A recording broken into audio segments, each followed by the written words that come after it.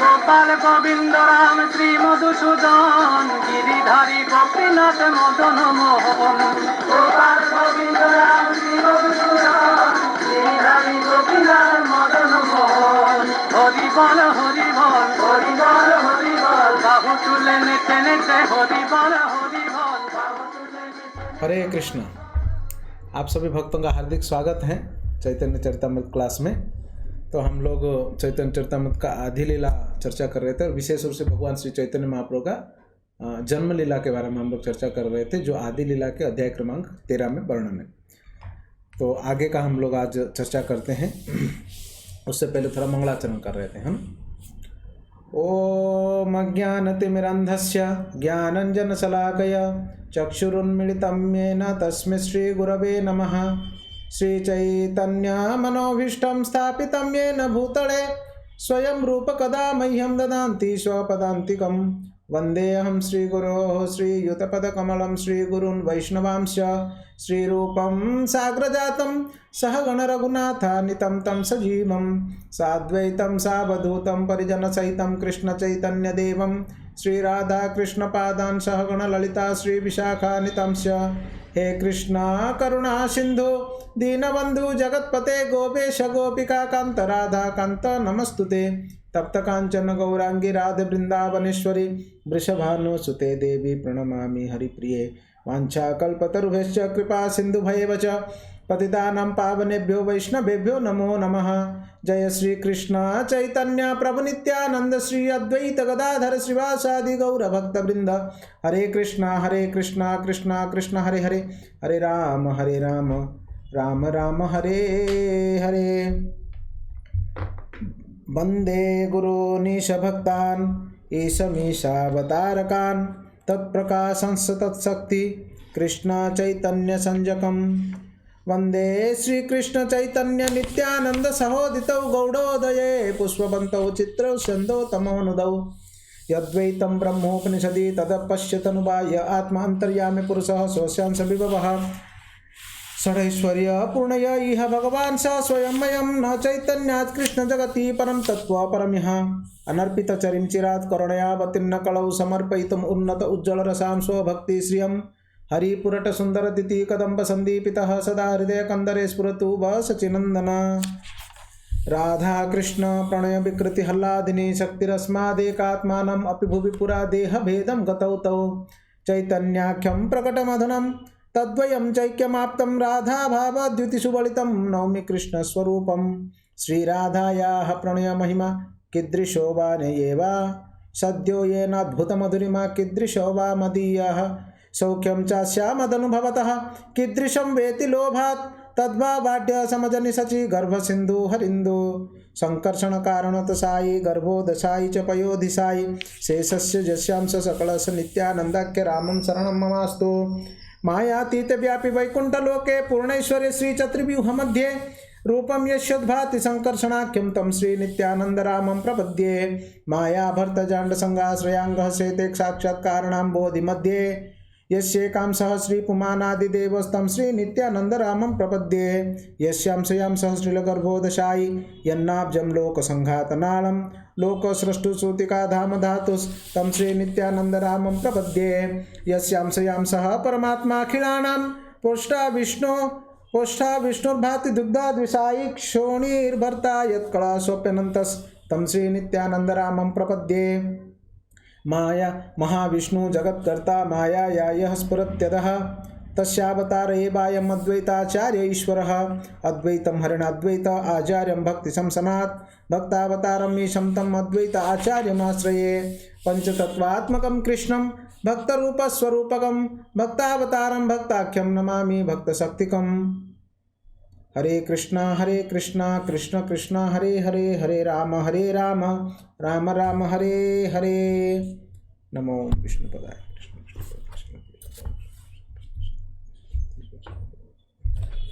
हरे कृष्णा। तो हम लोग 13 नंबर अध्याय का चर्चा कर रहे हैं ना, जिस अध्याय में भगवान चैतन्य महाप्रभु का जन्म की कथाएं हैं। वैसे सूत्र रूप में भी चैतन्य लीला को पूरी तरीके से कृष्णदास महाराज जी ने इसी अध्याय में पहले बता दिए, और अभी वो जन्म की कथा को प्रारंभ किए। जन्म की कथाओं को बताने से पहले उन्होंने बताया कि भगवान चैतन्य महाप्रभु का जन्म होने से पहले कौन कौन से सब उनके जो अभिभावक जैसे पेरेंट्स जो थे, उनसे जो वरिष्ठ रूप में जन्म हुए हैं, जैसे सच्ची माता, जगन्नाथ मिश्र, नीलांबर चक्रवर्ती, जो ईश्वरपुरी, माधवेंद्रपुरी, है ना, ये सभी अद्वैत आचार्य, नित्यानंद प्रभु, आचार्य रत्न, यानी ये सभी लोग। इन लोग के बाद फिर ये सभी लोग फिर अद्वैत आचार्य के घर में भक्ति के बारे में चर्चाएं करते थे। अद्वैत आचार्य गीता और भागवत का प्रवचन दिया करते थे। और ठीक उसी समय पे जगन्नाथ मिश्र जो नवद्वीप के किनारे मायापुर में रहा करते थे, और उन्होंने सच्ची माता से विवाह किए थे, तो उनके 8 लगभग जो संतान हैं, वो भी कन्या संतान, वो जन्म होके फिर मारे गए थे। भगवान विष्णु की प्रार्थना करने के वजह से फिर उनके एक लड़का हुआ जिसका नाम विश्वरूप था। वो साक्षात संकर्षण ही है, परम व्योम के। वो विश्वरूप के रूप में प्रकट होते हैं, जो भगवान के बड़े भाई के रूप में। विश्वरूप के जन्म होने के उपरांत भगवान श्री चैतन्य महाप्रभु जो साक्षात कृष्ण ही है, वो जगन्नाथ मिश्र और सची माता के गर्भ में प्रवेश करते हैं। कैसे प्रवेश करते हैं? हमने सुना कि एक ब्रह्म तेज जो है वो जगन्नाथ मिश्र के हृदय में आया, और वो जगन्नाथ मिश्र के हृदय से सची माता के हृदय में जो है ना स्थानांतरित हुआ, ये हमने सुना। अच्छा, वो स्थानांतरित होने के बाद जगन्नाथ मिश्र सची माता से कह रहे थे कि अरे मैं देख रहा हूँ कि तुम्हारे शरीर से इतना तेज निकल रहा है कि मानो साक्षात लक्ष्मी के जैसे, और तो और मैं जहाँ पर भी जाता हूँ लोग सब मुझे बहुत सम्मान करते हैं, बहुत सारे गिफ्ट देते हैं, धन देते हैं, और कई सारे लोग घर में भी आकर देते हैं। सच्ची माता कहती है, हाँ जी हाँ, मैंने भी देख रही हूँ कि आकाश में कुछ शून्य में ही कुछ लोग खड़े होके कुछ स्तुतियाँ गा रहे हैं, ऐसा मुझे दिखाई पड़ता है। तो ये सब वार्तालाप करके उन लोगों ने शालिग्राम जी की उपासना करके खुशी से जीवन यापन कर रहे थे। आगे की चर्चा हम लोग करेंगे, है ना। तो आगे की चर्चा करते हुए हम लोग ये 13 नंबर अध्याय का प्रारंभ, 13 नंबर अध्याय का श्लोक क्रमांक 87, श्लोक क्रमांक 87 देख सकते हैं।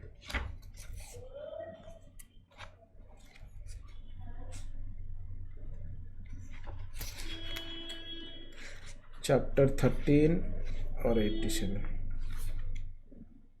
इस अध्याय में मंगलाचरण करते हैं कृष्णदास महाराज।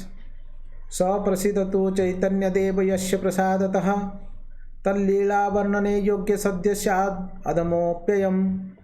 जय जय श्री कृष्ण चैतन्य गौरचंद्र, जय द्वैताचंद्र, जय जय नित्यानंद, जय जय गदाधर, जय श्रीनिवास, जय मुकुंद वासुदेव, जय हरिदास, जय दामोदर स्वरूप, जय मुरारी गुप्त।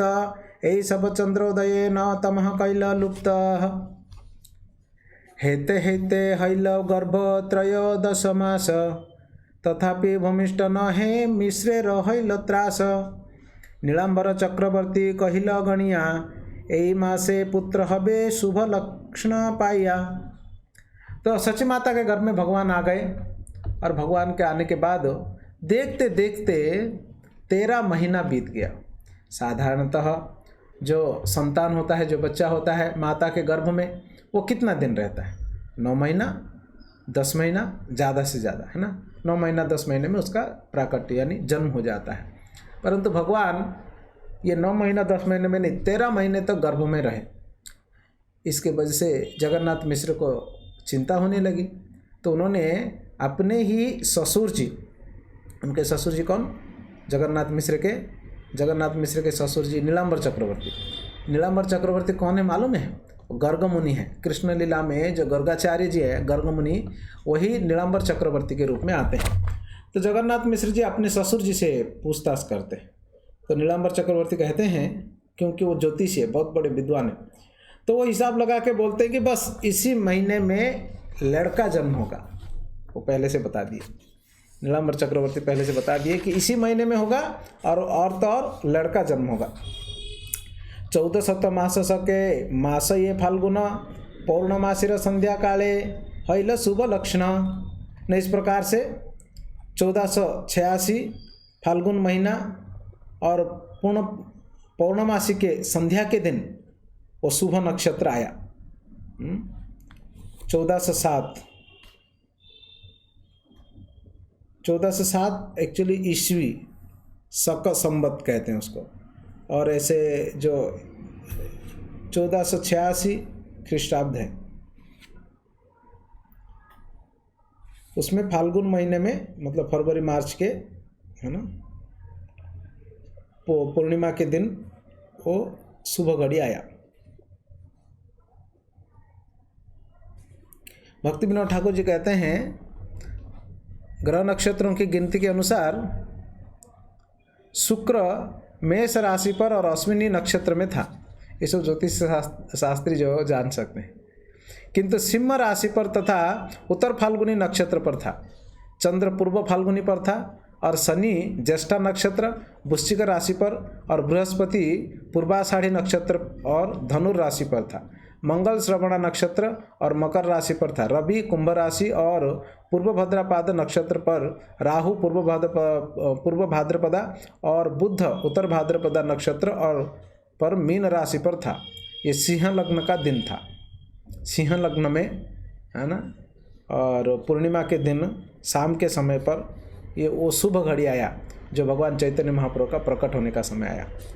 सिंह राशि सिंह लग्न उच्च ग्रहण षड वर्ग अष्ट वर्ग सर्व सुलक्षण अकलंक गौरचंद्र दिलाधर सन सकलंक चंद्रयार कौन प्रयोजन एत जानी राहु काले चंद्रेर ग्रहण कृष्ण कृष्ण हरिनामे भासे त्रिभुवन जय जय ध्वनि हैल सकल त्रिभुवन चमत्कार हैया लोके भावे मन मन जगत भरिया लोक बोले हरि हरि सही क्षणे गौर कृष्ण भूमे अवतरी गौर हरि श्री चैतन्य महाप्रभु की जय हो। तो क्या हुआ, भगवान चैतन्य का प्रकट कैसे हुआ ना,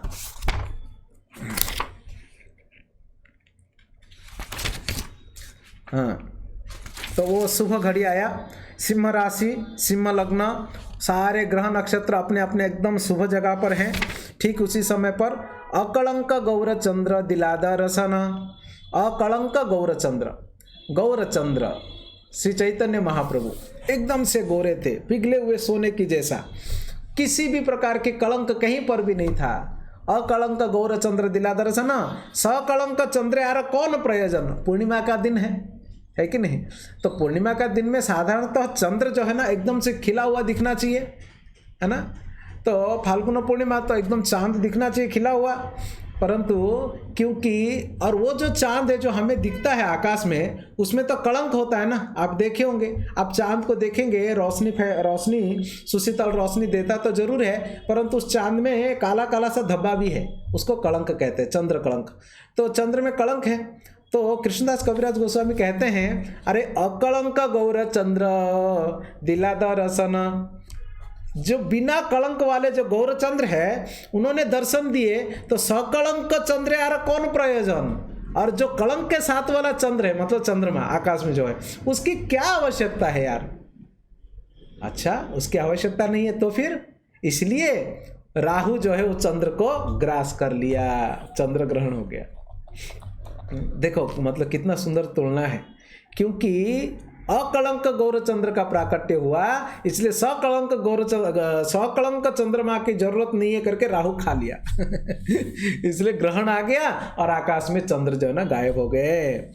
एत जानी राहु कैला चंद्रे र ग्रहण कृष्ण कृष्ण हरि नामे भासे त्रिभुवन।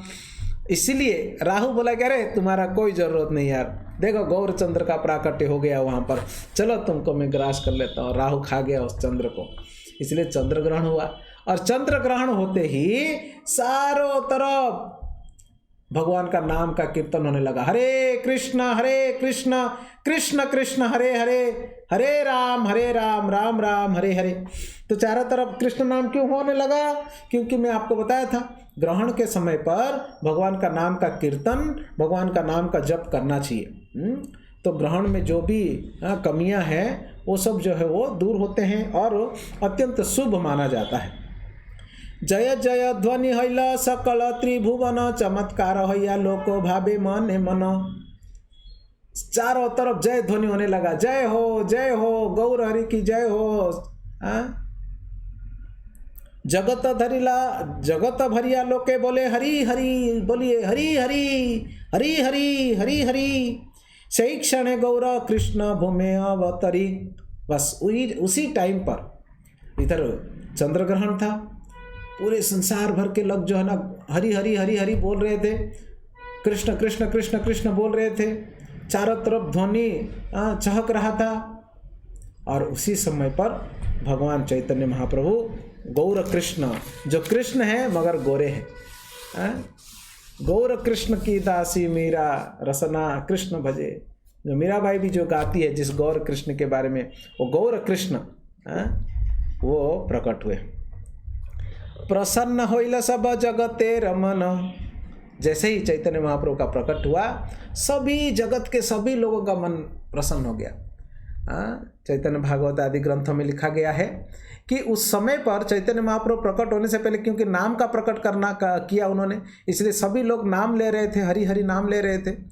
और जो मुसलमान लोग थे उस क्षेत्र के, वो मुसलमान लोग भी ये हिंदुओं को देख रहे थे, आज इन लोग को क्या हो गया, ये सब लोग हरि हरि हरि हरि क्यों कर रहे हैं, ये हरे कृष्णा क्यों कर रहे हैं। ऐसे बोल के मुसलमान भी हरे कृष्ण बोल रहे थे। अब देखिए, कुछ दिन पहले अयोध्या में भगवान राम जी का प्राकट्य हुआ है ना, तो बहुत ही सुंदर विग्रह राम लाला जी आए। तो राम लाला जी आने से पहले पूरे विश्व भर में राम जी का नाम गूंज रहा था।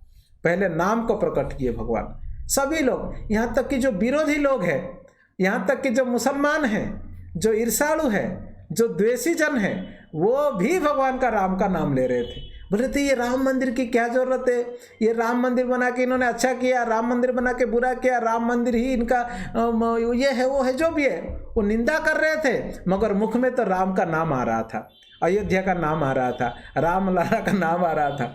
तो भगवान प्रकट होने से पहले कलयुग में नाम को प्रकट करवाते हैं।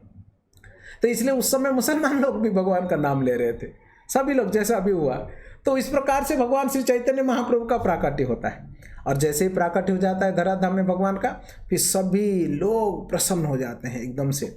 प्रसन्न होइल सब जगते रमना, हरि बलि हिंदू के हास्य करे यवन। ये मैं बताया ना, हरि बलि हिंदू के हास्य करे यवन। यवन मतलब यवन लोग, मुसलमान। और हिंदुओं को क्या कर रहे थे, मजाक उड़ा रहे थे, क्या हरि हरि हरि हरि करते रहते यार तुम लोग। तो ऐसे बोल के वो लोग भी हरि का नाम ले रहे थे। हरि बोली नारीगण दे हुड़ा हुड़ी। जो पुरुष लोग हैं वो हरि बोल बोल रहे थे, बोलिए हरि बोल। और जो स्त्रियां हैं नारीगण हुड़ाहुड़ी, हुड़ाहुड़ी का मतलब उसको आप लोग शायद हिंदी में उल्लू ध्वनि कहते होंगे, बंगाल में भी उल्लू ध्वनि कहते हैं।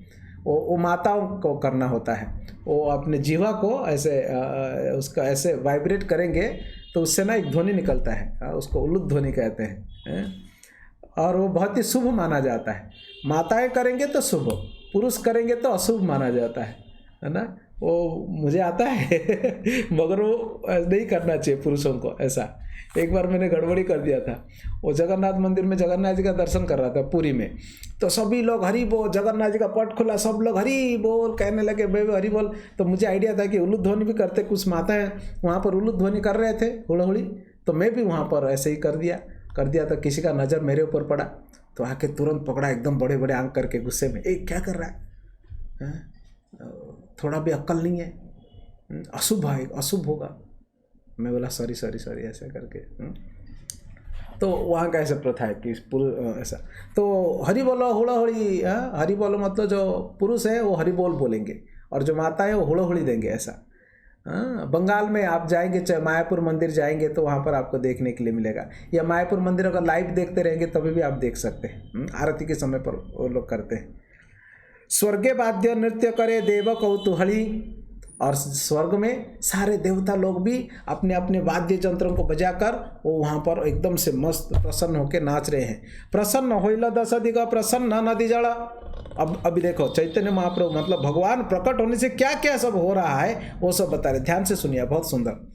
प्रसन्न होइला दश दिग प्रसन्न नदी जल, सारा दसों दिशाएं जो प्रसन्न हो गए हैं, सारे नदी के जल प्रसन्न हो गए हैं। स्थावर जंगम होइल आनंद विभल, जितना भी स्थावर हैं जंगम है मतलब जो चलने फिरने वाले जीव है, जो एक जगह रहने वाले जीव है, जो वृक्ष लताएं, सभी प्रसन्न हो गए, क्योंकि साक्षात परमात्मा भगवान श्री कृष्णचंद्र का प्राकट्य हुआ है भूलोक में।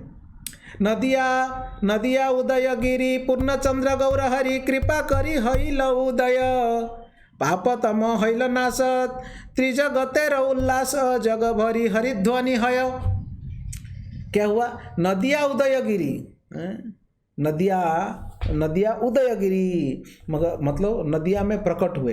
पूर्णचंद्र गौर हरि, न पूर्णचंद्र कहाँ उग रहे हैं, न नदिया में उगे, नदिया जगह का नाम, और गौरचंद्र भगवान श्री कृष्ण। तो भगवान श्री कृष्ण अभी कहाँ प्रकट होते हैं? ना नदिया उदयगिरी में, नदिया में उदय हैं। कृपा करी हईल उदय, पापतम हईल नाश, त्रिजगतेर उल्लास, जग भरी हरिध्वनि हय। और जैसे ही उन्होंने उदयगिरी नदिया उदयगिरी नदिया में वो जन्म हुए,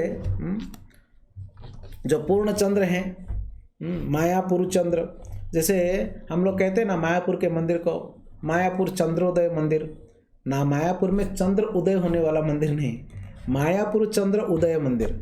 मायापुर चंद्र कौन है? चैतन्य महाप्रभु।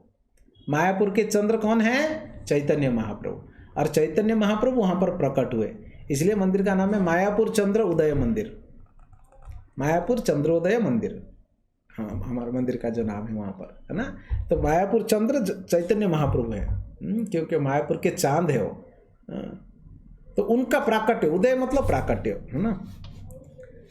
और पाप तम होइला नाश, तम मतलब पाप, अज्ञान, अंधकार, उसका नाश हो गया। और त्रिजगत उल्लास, पूरे तीनों जगत में आनंद ही आनंद है, और जगत भरी हरिध्वनि है, और चारों तरफ जो है ना हरिध्वनि हो रहा है। सही काले निजालय उठाए अद्वैत राय, नृत्य करे आनंदित मने, हरिदासे लैया संगे हुंकार कीर्तन रंगे, के न नाचे कह नाही जाने।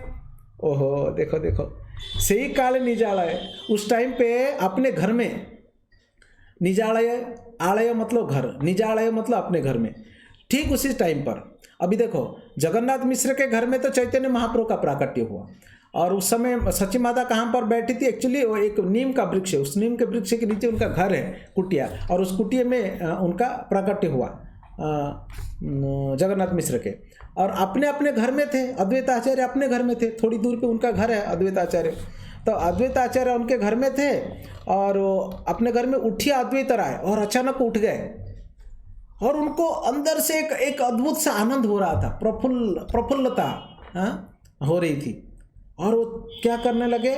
नृत्य करे आनंदित मने, वो अपने घर में ही नाचने लगे, नृत्य करने लगे। और हरिदास लैया संगे, अकेले नहीं, हरिदास को भी खींच के उसको उठा के बोलते नाचो नाचो, और नाच रहे हरिदास जी के साथ। हुंकार कीर्तन रंगे, जोर जोर से कीर्तन कर रहे थे, हरि बोल, हरे कृष्ण कृष्ण कृष्ण हरे हरे, हरे राम राम राम हरे हरे, जोर जोर से कीर्तन गा के, और हुंकार करके जोर जोर से उछल के एकदम नाच रहे हैं, और हरिदास को भी नचा रहे हैं, नाचो नाचो नाचो करके हरिदास ठाकुर जी को। और केने नाचे कहीं नहीं जाने, और क्यों नाच रहे हैं किसी को नहीं मालूम। हरिदास जी पूछ रहे क्यों नाच रहे हैं, सबके हृदय में एक आनंद है ना, और वो नाच रहे हैं, और दूसरे किसी को समझ में नहीं आ रहा है कि वो क्यों नाच रहे हैं करके। उधर आगे देखो, देखी ऊपर आग हासी, शीघ्र गंगा का घाटे आसी, आनंदे करीला गंगा स्नान। और ये नाचते नाचते उन्होंने देखा कि अरे ग्रहण हो गया है, अभी ग्रहण पूरा हो गया, और पूरा हो गया जब ग्रहण देखे तब उन्होंने गंगा घाट में आए, और नाचते नाचते गंगा घाट में आए, और गंगा घाट में आके स्नान किए। पाया ऊपर आग छड़े, आपनार मन बड़े, ब्राह्मणेर दिला ना दान।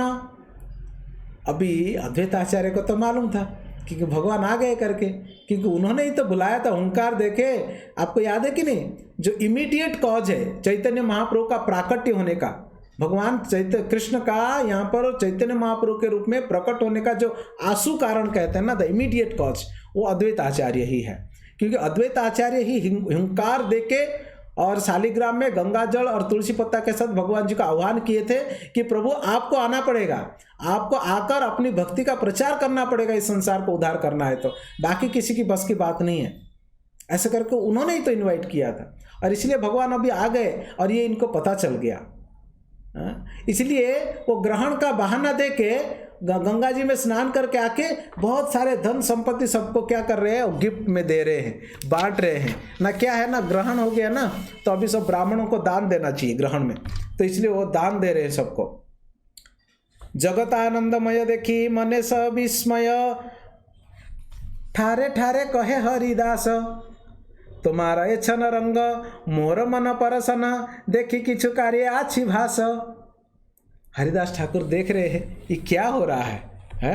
सारा जगत आनंदमय लग रहा है, हर व्यक्ति खुश है। कारण क्या है पता नहीं, हर व्यक्ति खुश है और सबका मन जो है एकदम से प्रफुल्लित है, ठारे ठारे कहे।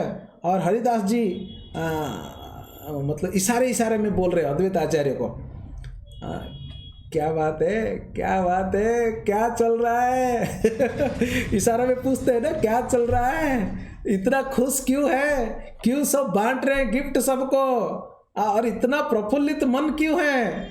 लग रहा है कुछ तो स्पेशल है, आप बता नहीं रहे हैं। अद्वैत आचार्य को पूछ रहे हैं ऐसा, कितना खुश है उनका हृदय। हरिदास भी खुश है, वो खुद भी खुश है, और अद्वैत आचार्य को देख रहे खुश है। तो जब भगवान जी का प्राकट्य होता है, जन्मदिन आता है, हाँ, तो सभी भक्त लोग को ऐसे प्रसन्न होना चाहिए, खुश होना चाहिए, क्योंकि भगवान का जन्मदिन है करके हमें उनके जन्मदिन के लिए तैयारियां करना चाहिए। हाँ, अपने खुद के लिए भी नया वस्त्र, भगवान के लिए भी नया वस्त्र, और जितने भी गेस्ट आएंगे उनके सबको खिलाने के लिए, ब्राह्मणों को दान दक्षिणा देने के लिए, मतलब सारा तैयारियां प्रसन्नता से सब लोग मिलकर करना चाहिए। जैसे गौरव पूर्णिमा भी आने वाला है, हाँ, जन्माष्टमी होता है, हाँ, तो इन सारे उत्सवों में हमको ऐसे प्रसन्न रहना चाहिए, क्योंकि भगवान जी का प्राकट्य धराधाम में हुआ हम जैसे बद्ध जीवात्मा को उद्धार करने के लिए। आचार्य रत्न श्रीवास हैल मने सुखोल्लास, जाई स्नान कैला गंगा जले, आनंदे विह्वल मन करे हरि नाम संकीर्तन, नाना दान कैला मने मनोबले। और ये अद्वैत आचार्य हरिदास का तो बात हो गया। अब देखो उनसे पहले और कौन कौन जन्म हुए थे, आचार्य रत्न है ना, और मतलब जो चंद्रशेखर आचार्य और श्रीवास, और ये इन लोगों के मन भी बड़ा प्रफुल्लित था। ये भी अपने अपने घरों में थे, श्रीवास अपने घर में थे, चंद्रशेखर आचार्य अपने घर में, इनके भी मन बड़ा प्रसन्न, और जाके गंगा जी में स्नान किए, और आनंद विह्वल मन एकदम से प्रफुल्लित है, आनंद है ना, आनंदित मन है। और सब इन लोगों ने भी दान देने लगे। यही मत भक्त तति जार जई दे देश स्थिति, जहाँ जहाँ पाइया मनो बड़े, नाचे करे संकीर्तन, आनंदे विह्वल मन दान करे ग्रहणे रछड़े। जो जहाँ पर था, उधर राढ़ देश में कुछ लोग जन्म हुए थे, अद्वैत आचार्य वगैरह जो कहाँ पर थे, श्रीवास अपने घर पर थे, अपने अपने जगह पर रह के बड़े प्रसन्न, और नाच रहे, गा रहे हैं, गंगा जी में नहा रहे हैं, और सबको बांट रहे हैं, दान बांट रहे हैं सबको, हाँ, सबको डोनेशन दे रहे हैं, हाँ, उत्सव है तो डोनेशन, हाँ, ब्राह्मणों को विशेष रूप से ब्राह्मणों को दी जाती है, सबको भोजन दी जाती है ना। देखो, ब्राह्मण सज्जन नारी नाना द्रव्य थाली भरी, आइले सब जौतिक लैया, ये कांच सोनाद्युति देखे बालकेर मूर्ति, आशीर्वाद करे सुख पाइया। और अड़ोस पड़ोस में, उस गांव में, मायापुर में जितने भी ब्राह्मण लोग थे, वो सारे माताएं स्नान वगैरह करके और अपने अपने थाली में बहुत सारा द्रव्य लेकर, क्योंकि किसी का संतान हुआ है, पुत्र संतान, बड़ी खुशी की बात है, तो उनको बधाई देने के लिए आए हैं। तो उसमें बहुत सारा जो है गिफ्ट्स, कोई तो बच्चे के लिए, कोई तो माता पिता के लिए, है ना, कोई उनके लिए, ऐसे सब थालियों में लेकर आए। और लेके आके क्या क्या लेकर आए हैं ना, कोई सोना लाया है ना, और कोई चमकता हुआ कोई सोना लेकर आया है, कोई और कुछ लेकर आया है, ऐसे सब लेकर आते हैं वो लोग। अच्छा, इस ब्राह्मणों की भीड़ भाड़ में कुछ देवता लोगों ने भी फायदा उठा लिया। अभी वो देवता लोगों ने कैसे आए देखो, गांव के ब्राह्मण तो आए हैं, उस भीड़ में सावित्री, गौरी, सरस्वती, सचिरंभा, अरुंधति, आरजत देव नारी गण, जो देवताओं की पत्नियां हैं, जो स्वर्ग के रहने वाले हैं, कौन कौन? सावित्री ब्रह्मा की पत्नी, गौरी शिव जी की पत्नी, सरस्वती है ना सची देवी इंद्र की पत्नी, और रंभा जो अप्सराएं हैं, अरुंधति है ना जो ऋषि पत्नी है। तो ये सभी लोग जो है ये ब्राह्मणों के वेश में, ब्राह्मण स्त्रियों के वेश में गांव लोगों के साथ साथ वो भी आ गए हैं। नाना द्रव्य पात्र भरी, अपने अपने थाली में बहुत सारे अलंकार भर के ब्राह्मणी वेश धरी आसे सब करे दर्शन, और ब्राह्मणियों का वेश धारण करके और वो आके भगवान जी का दर्शन कर रहे। कितना क्यूट है ना। तो ऐसे अंतरिक्षे देवगण गंधर्व सिद्ध चारण स्मृति नृत्य करे वाद्य गीत। और अंतरिक्ष में क्या हो रहा था ना, अंतरिक्ष में सब जो गंधर्व है, सिद्धगण हैं, चारण, गंधर्व सिद्ध चारण ये सब है ना, ये नृत्य करने वाले, गान बजान करने वाले म्यूजिशियंस है, ये ट्रांसेंडेंटल म्यूजिशियंस है, सेलेस्टियल म्यूजिशियंस। देवलोकों में इन लोगों का जो है गान बजान भजन कीर्तन करते हैं। वो फिल्मी गाना नहीं गाते, वो भगवान जी के प्रसन्नता के लिए गाते हैं, भगवान जी के भजन गाते हैं, उनके गुणगान करते हैं। और स्तुति नृत्य करे वाद्य गीत, भगवान का स्तुति कर रहे हैं, गान कर रहे हैं। नर्तक वादक भाट नवद्वीपे जार नाट सबे आसी नाचे पाइया प्रीत। अच्छा, ये लोग तो आकाश में कर रहे थे, तो वहाँ पर भी जो नज़दीकी रहने वाले जो वादक है, नर्तक है, वो भी आके जगन्नाथ मिश्र के वहाँ पे गान बजान करने लगे, क्योंकि पुत्र संतान हुआ ना। तो जगन्नाथ मिश्र बड़े प्रसन्न थे। केवा से केवा जाए, केवा नाचे केवा जाए, केवा गाए, संभालिते नारे कार बोलो। कौन आता है, कौन जाता है, कौन नाचता है, कौन गाता है, कोई कंट्रोल नहीं है, कोई कंट्रोल कर ही नहीं सकता। समझ में नहीं आ रहा है कौन ये लोग, कहाँ से आए हैं, क्या करने वाले हैं, क्यों कर रहे हैं। जगन्नाथ मिश्र तो बुलाया है नहीं किसी को, मगर ये सब उत्सव जैसा चल रहा है। खंडिल एक दुख शोक प्रमोद पूरित लोक मिश्र होइला आनंद विह्वल।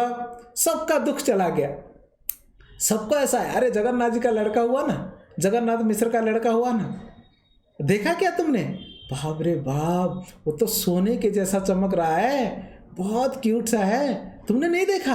हम तो गए थे वहाँ देखने के लिए। फिर दूसरा ग्रुप, फिर दूसरे स्त्रियाँ, फिर वहाँ की स्त्रियाँ, वो गाने वाले ब्राह्मण लोग, वो आके स्तुति वाचन कर रहे हैं, कोई आके वहाँ पर गा रहा है, कोई बजा रहा है, कोई गिफ्ट लेके आ रहा है, और स्वर्ग के देवी देवता भी उसका मौका उठा के वो बीच बीच में वो भीड़ भाड़ में वो भी उसके अंदर प्रवेश करके आ जाते हैं। और उसके बाद क्या हुआ, तो जो जगन्नाथ मिश्र हैं, फिर उन्होंने जितने भी गाने वाले आए, बजाने वाले आए थे, अपने अपने से आते थे, कोई बुलाता नहीं था, उन सबको भी जगन्नाथ मिश्र ने उनके घर में जितना संपत्ति था सब बांट दिए, बच्चे के खुशी में सब बांट दिए सभी लोगों को। फिर आगे देखो, आचार्य रत्न श्रीवास जगन्नाथ मिश्र पास आशी तारे करे सावधान। जगन्नाथ मिश्र के पास श्रीवास आते हैं और आचार्य रत्न है ना, वो भी आते हैं, चंद्रशेखर आचार्य, और आके उनको सावधान करते हैं। बोलते क्या बोलते हैं? कराई ल जात कर्म या छेल विधि धर्म तबे मिश्र करे नाना दान। तो उनको बोलते देखो, जन्म हुआ, जन्म होने के बाद है ना जात कर्म कराना चाहिए, ब्राह्मण को बुला के जात कर्म कहते हैं उसको। वो जात कर्म जो भी विधि विधान के अनुसार वो करना चाहिए, तो भी, और फिर सबको दान देना चाहिए, ऐसा वो बताते हैं। तो वो सारे कार्यों को जगन्नाथ मिश्र करते हैं। যৌতুক पाइला जत घरे बा छिलकत सब धन विप्रे दिल दान। जो भी उनको डोनेशन मिला था और जो उनके घर में था सब कुछ बांट दिया जगन्नाथ मिश्र जी ने। देखो ब्राह्मण मतलब ये होता है, कभी कहो ना ब्राह्मण मतलब कुछ लोगों के ऐसा कंसेप्ट है कि ब्राह्मण मतलब दान लेंगे, और दान लेना और दान देना ये दोनों ब्राह्मण को करना है भाई। खाली लेते ही रहोगे तो ऐसा नहीं चलेगा, वो देना भी चाहिए। ब्राह्मण है ना वो गुरु बन जाता है, ब्राह्मण बन जाता है। कुछ ज्योतिषियों को देखता हूँ मैं, कुछ लोग वो खाली दान लेने में रुचि रखते हैं, दान देने में रुचि नहीं रखते हैं, और वो कॉन्सेप्ट उनके दिमाग में बैठ जाता है, हम तो ब्राह्मण है ना, ब्राह्मण तो दान लेगा ना। नहीं, दान लेगा ही नहीं, दान उसको देना भी चाहिए। और तो और जगन्नाथ मिश्र ने जो भी गिफ्ट आया था और जो भी धन गिफ्ट में आया था वो भी दे दिए, और उल्टा अपने घर का भी संपत्ति को उन्होंने अपने बच्चे के खुशी में बांट दिया। जत नर्तक गायन भाट अकिंचन धन धन देल कैल सवार मान। जितने भी उनके घर में आए थे, जितने भी अतिथि आए थे, कोई गाने वाले, कोई बजाने वाले, कोई उनके असिस्ट करने वाले, कोई भी, सभी लोगों को प्रॉपर रेस्पेक्ट दिए और सभी लोगों को धन बांट दिए, गिफ्ट्स बांट दिए, सबको कुछ ना कुछ गिफ्ट दे दिए। श्रीवासेर ब्राह्मणी, अब देखो श्रीवास की पत्नी है ना, श्रीवासेर ब्राह्मणी तार नाम मालिनी आचार्य रत्नेर पत्नी संगे सिंदूर हरिदा तेल खई कला नारी केल दिया पूजे नारी गहन रंगे। तो श्रीवास की पत्नी मालिनी देवी आचार्य चंद्रशेखर की पत्नी के साथ में मिलके उन्होंने उनके घर में आए, जगन्नाथ मिश्र के घर में। वो बच्चे के पास क्या क्या लेके आए मालूम है? सिंदूर लेके आए, हरिद्रा लेके आए, तेल लेके आए, खई मतलब जो लिया बोलते हैं हम लोग, उसको क्या बोलते हैं आप लोग इधर, कुरमुरा बोलते होंगे, खई लेके आए, और कला केला बनाना लेके आए, और नारियल, ये सब ले जाते हैं। हाँ, उस समय की उधर की प्रथा था। तो वो उनके घर में लेके आके वहाँ पे पूजा सामग्री भी सब लेके आए थे उधर। ऐसे शुभ अवसरों पर सिंदूर, भुने हुआ चावल जिसको खई कहते हैं, केला, नारियल, तेल, ये सब मिलाई हुई हल्दी, ये सब देते हैं, उपहार के रूप में लाया जाता है। जिस तरह से खील होता है इसी तरह से खई भी चावल के जैसा बनाया जाता है। केले के साथ अत्यंत शुभ भेंट माना जाता है। हल्दी को तेल तथा सिंदूर के साथ मिलाने से शुभ लेप तैयार हो जाता है, जिससे नवजात शिशु या दूल्हे के सारे शरीर में लगाया जाता है। वो शरीर में लगाना था बच्चे का, वो तेल, हल्दी और सिंदूर सब मिला के शरीर को ये करेंगे ऐसा। तो ये सब उस समय का प्रथा हुआ करता था। अब भी वो सब पसंद है। अद्वैत आचार्य भार्या जगत पूजिता आर्या, अद्वैत आचार्य भार्या जगत पूजिता आर्या, तार नाम सीता ठाकुराणी, आचार्य आज्ञा पाया गेलो उपहार लैया, देखिते बालक शिरोमणि। अच्छा, ये तो श्रीवास के पत्नी हो गई मालिनी देवी, और चंद्रशेखर की पत्नी ये लोग आए। और आज्ञा पाके, आदेश पाके अद्वैत आचार्य की पत्नी सीता देवी वो भी आती हैं, और वो आके क्या करती है, वो और बहुत कुछ लेके आती हैं। क्या क्या लेके आती मालूम है? वो लेके आती है हाथ में पहनने के लिए सोने का कंगन, और बाहों में पहनने के लिए सोने का कंगन, और पाँव के लिए पायल, वो सब लेके आती है वो। और व्याघ्र नाखून, व्याघ्र नाखून मतलब पहले ना वो गले में टाइगर है ना, टाइगर का नाखून को चांदी से वो बना के उसको ऐसे बच्चे के गले में डालते थे, ऐसा शुभ माना जाता है। तो वो रेशमी कमरबंद, और हाथ और पाँव में आभूषण, सुंदर छपी रेशमी साड़ियाँ, रेशमी से बने हुए बच्चे के लिए पोशाक, ये सारा चीज़ें। ऐसा लगता है कि अद्वैत आचार्य के पास जो है मतलब समृद्ध थे वो उस टाइम पे, क्योंकि वो मतलब मुखिया हुआ करते थे, तो उनको भी बहुत सारा उनके जो शांतिपुर वगैरह में उनका धन था। तो इसलिए अद्वैत आचार्य की पत्नी बहुत सारा लेके आई बच्ची के लिए। अभी जैसे यहाँ अभी भी कई कुछ प्रथाएं हैं, किसी का अगर नवजात शिशु हुआ है तो कोई देखने के लिए जाते हैं तो कुछ लेकर जाते हैं उनके वहाँ पे, कुछ लेकर जाते हैं। दुर्बाधान्य गोचरण दरिद्रा कुंकुम चंदन मंगल द्रव्य पात्र भरिया, वस्त्र गुप्त दिलो चाड़ी संगे लैया दासी छेड़ी, वस्त्रालंकार पेटी रे भरिया। पेटी में ये सारा चीज़ें भर के वो लेके आते हैं। भक्ष भोज्य उपहार संगे लय बहुभार, सचिगृह हैल उपनीत, ये सब लेके, और कई सारे खाने के पदार्थ, कई सारे फ्रूट, फल, नारियल, केला, बड़े बड़े, हमारे उधर ऐसे कहा जाता है कि भारो धर गया असला, मतलब भार लेके आते हैं, ऐसा बोलते हैं। तो बहुत सारे गिफ्ट्स लेके आते हैं। और सची माता के घर में देखिया बालक ठाम, साक्षात गोकुल कान, वर्ण मात्र देखी भी परित। सीता माता आके देखती है अद्वैत आचार्य की पत्नी जगन्नाथ मिश्र के घर में, सब सामान बाहर रख के वो अंदर आती है यशोदा सची माता के गृह के अंदर, जहाँ पर वो बालक को देख के बोलते ओहो ओहो साक्षात ब्रजेंद्र कुमार है, गोकुल का ये लड़का है कृष्ण।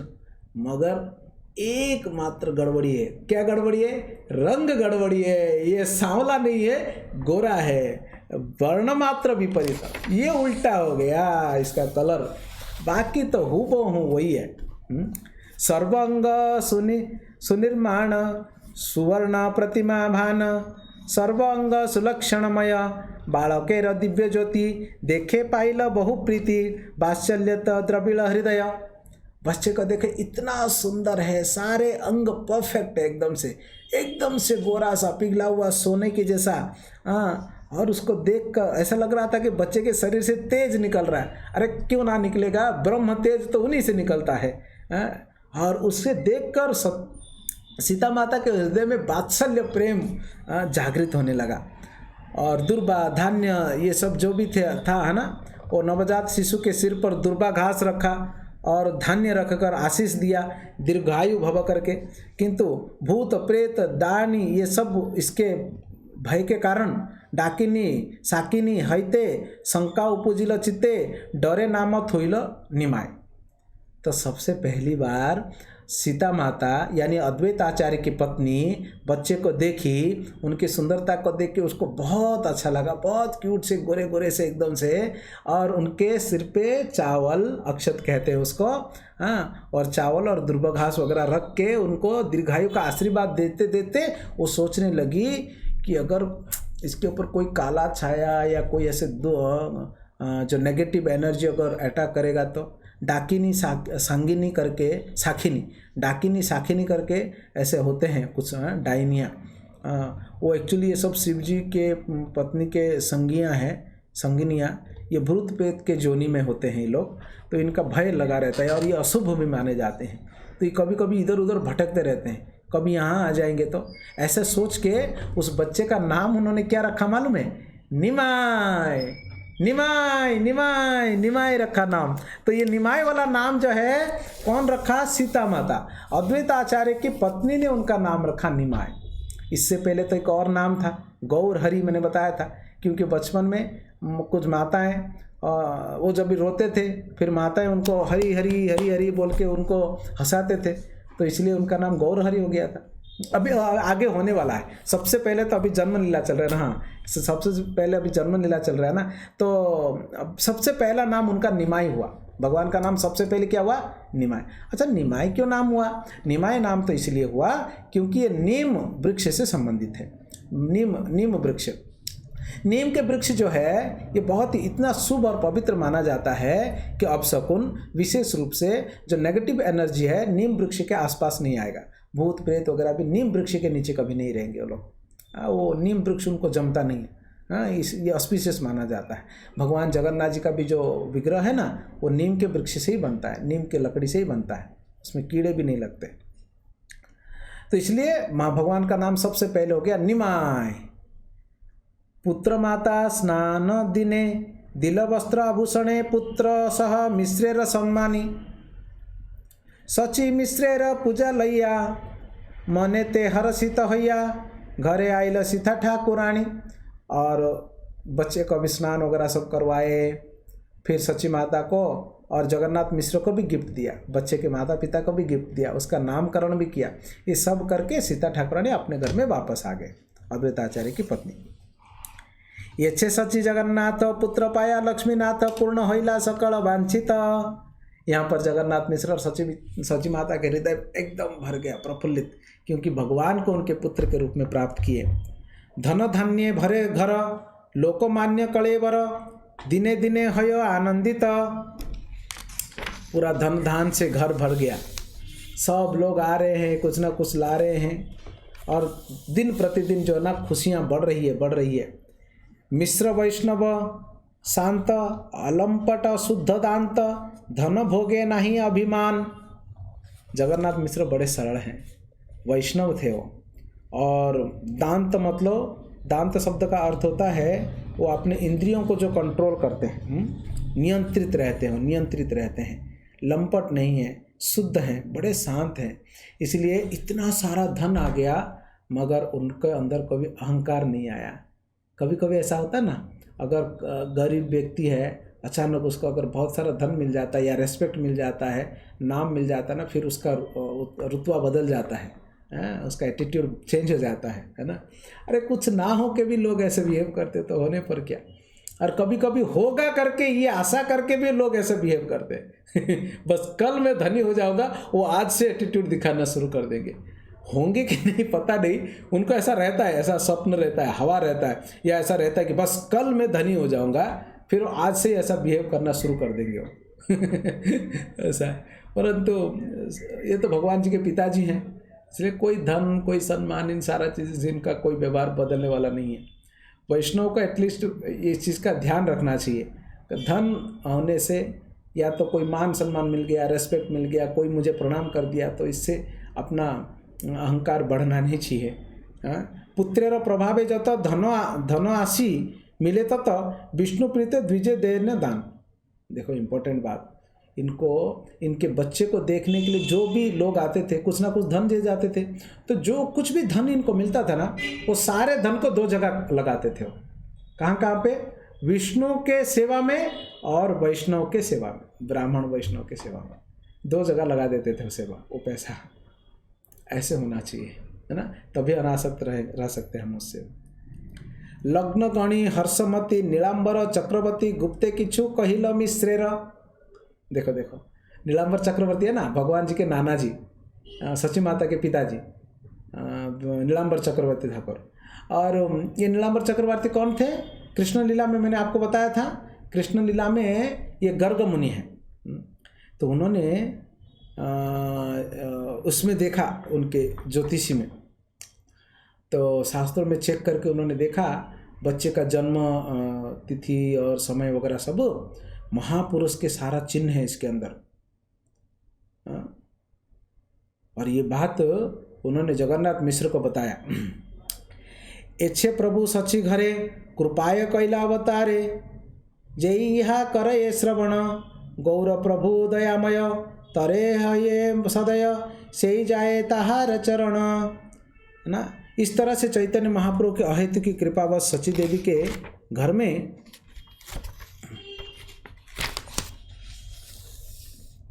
चैतन्य महाप्रभु अवतरित हुए। चैतन्य महाप्रभु इस किसी भी व्यक्ति पर अत्यंत कृपालु होते हैं जो उनके जन्म का इस कथा को सुनता है, जैसे आप लोग सुन रहे हैं, मैं सुन रहा हूँ। तो ऐसा मनुष्य महाप्रभु के चरण कमलों को प्राप्त करता है। भगवान चैतन्य महाप्रभु के जन्म लीलाओं को श्रवण करने से चैतन्य महाप्रभु के चरणों के प्रति के रति उत्पन्न होता है, भगवान कृष्ण के भक्ति उत्पन्न होता है व्यक्ति के हृदय में। तो हम प्रार्थना करते हैं श्री चैतन्य महाप्रभु जी को कि उनके चरणों में हमारा रति बन जाए थोड़ा सा, है ना। पाइया मनुष्य जन्म ये ना सुने गौर गुण, ध्यान से सुनिए। पाइया मनुष्य जन्म ये ना सुने गौर गुण, हे न जन्म तार व्यर्थ हईला। जिसका मनुष्य जन्म हुआ है और चैतन्य महाप्रभु जी का गुणगान नहीं सुना है, मनुष्य होकर चैतन्य महाप्रभु का गुणों के बारे में नहीं सुना है, तो फिर उसका जन्म बेकार हो गया, उसका जन्म व्यर्थ हो गया।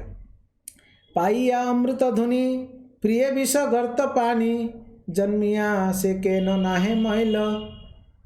यदि मनुष्य शरीर पाकर भी ऐसा नदी या जल पीने के बदले में भौतिक सुख रूपी विष का गड्ढे में जल पीता है, तो अच्छा यही है, वो जीवन रहने के बजाय बहुत पहले ही मर गया होता। ये न जन्मिया के न नाही मिला।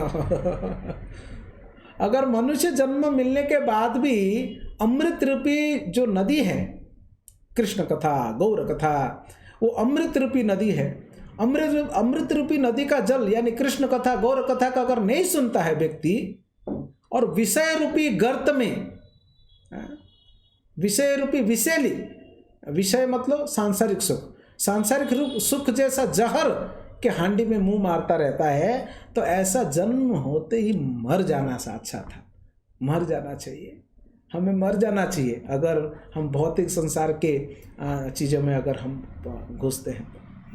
बेकार है ये जीवन।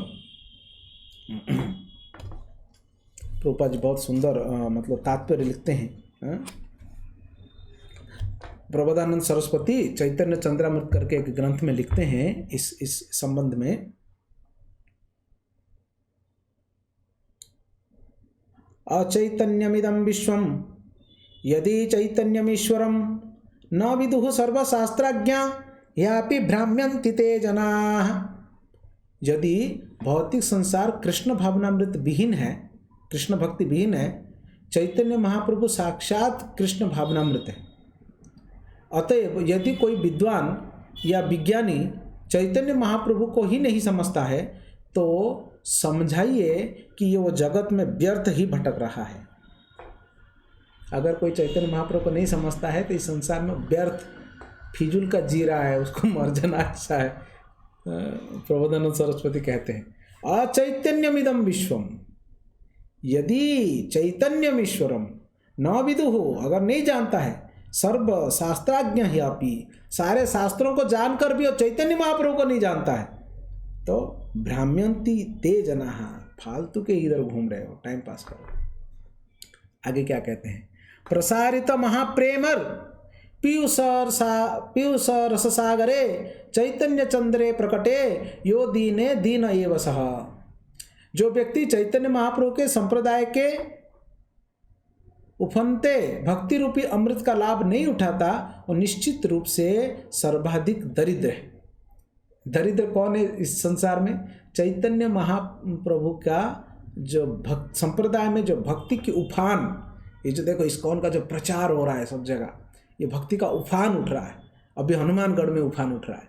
अगर कोई इस उफान के अमृत का लाभ नहीं उठाता है, नहीं आता है, तो फिर वही दरिद्र माना जाएगा, दरिद्र आदमी है इसलिए वो नहीं आता है।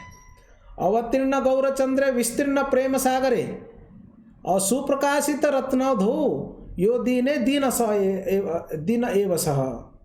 चैतन्य महाप्रभु का अवतरण अमृत के विस्तीर्ण सागर के समान है। जो व्यक्ति इस सागर के भीतर बहुमूल्य रत्न को नहीं बीनता वो निश्चित रूप से दरिद्र है, वो निश्चित रूप से दरिद्र है। आप इसको पढ़िएगा।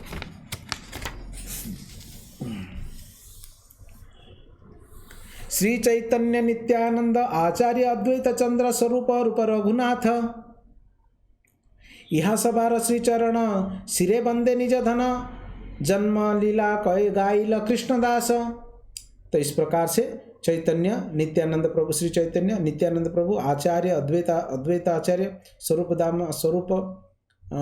दामोदर गोस्वामी, रूप गोस्वामी, रघुनाथ दास गोस्वामी, इन सब के चरण में वंदना करके अपने नतमस्तक होके चैतन्य महाप्रभु की जन्म लीला को वर्णन कर रहा हूँ करके कृष्णदास कविराज गोस्वामी कहते हैं। इस प्रकार से ये अध्याय क्रमांक 13 जिसमें चैतन्य महाप्रभु का जन्म लीला वर्णन है, कितना सुंदर सुन के चैतन्य महाप्रभु का जन्म लीला अत्यंत मनोहर है। और कृष्ण वृंदावन दास ठाकुर जी ने तो और हद कर दी उनके वर्णन में, चैतन्य भागवत में, है ना। तो बहुत सुंदर लीला है। आज हम लोगों ने चैतन्य महाप्रभु का आविर्भाव की लीला श्रवण किए हैं। श्री चैतन्य महाप्रभु की जय, श्री सची माता की जय, जगन्नाथ मिश्र की जय। तो आज हम लोग क्लास को यहीं पर विराम देते हैं।